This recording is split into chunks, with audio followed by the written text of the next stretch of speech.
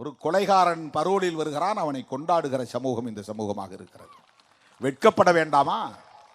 எந்த காரணமும் இல்லாமல் அவனை இட்டுக்கொண்டு போய் ஒரு இடத்திலே பதுக்கி வைத்து அவன் குரல் வளையை அறுத்து கழுத்தை அறுத்து கசாப்பு கடையிலே ஆட்டுக்குட்டி கழுத்தை அறுப்பது போல அறுத்து படுகொலை செய்தவன் மாவீரனா? அவனை கொண்டாடலாமா?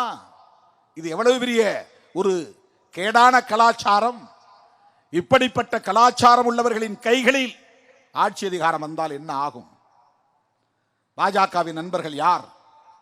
RSS நண்பர்கள் யார்? RSSக்கும் பாஜகவுக்கும் சாதியை ஒழிக்க வேண்டும் என்பதிலே உடன்பாடு உண்டா? சாதிய பாகுபாடுகளை களைய வேண்டும் என்பதிலே உடன்பாடு உண்டா? அதற்காக இன்றைக்காவது அவர்கள் போராடி இருக்கிறார்களா? கருத்து சொல்லி இருக்கிறார்களா?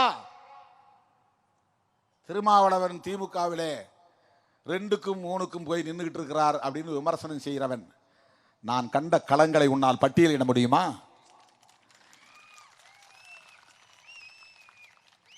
எத்தனை கொதி நிலையில் போய் மக்களோடு நின்று இருக்கிறோம். என்னுடைய உயிருக்கே பாதுகாப்பில்லை என்கிற நிலையில் களத்திலே நின்று இருக்கிறோம். ஒரு இடத்தில் கொடியேற்றிவிட்டு இன்னொரு இடத்தில் கொடியேற்றுவது முடியுமா என்கிற அளவுக்கு அந்த தூரத்தை கடப்பதே எங்களுக்கு ஒரு சவால். அது ஒரு யுத்த களத்தை போல் நாங்கள் சந்தித்திருக்கிறோம். இதுவரையில் 5 முறைக்கு மேல் என்னை கொலை செய்ய வந்த கும்பல் தோல்வியடைந்து திரும்பி இருக்கின்றன. எதற்காக கொலை செய்ய முயற்சித்தார்கள்?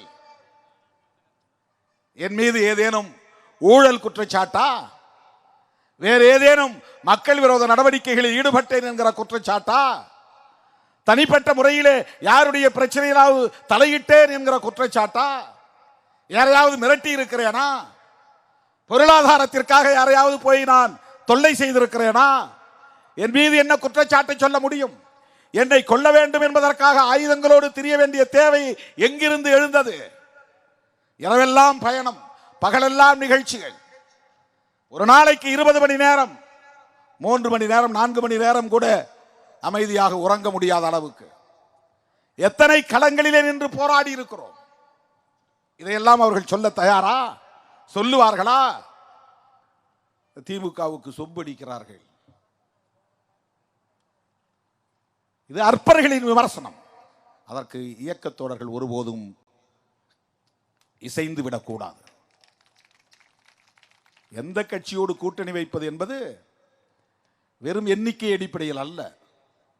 நாளைய தமிழகத்தின் நிலையையும் கருத்தில் கொண்டு, எந்த சக்திகள் இங்கே வலுப்பெற்றுவிடக் கூடாது என்பதையும் கருத்தில் கொண்டு, எத்தனை இடங்கிறது எனக்கு முக்கியம் இல்லை. நான் ஒரு உண்மையான டிபிக்கல் பொலிட்டிஷியனா இருந்தா 2 பக்கமும் பேசிக்கிட்டு இருப்பான்.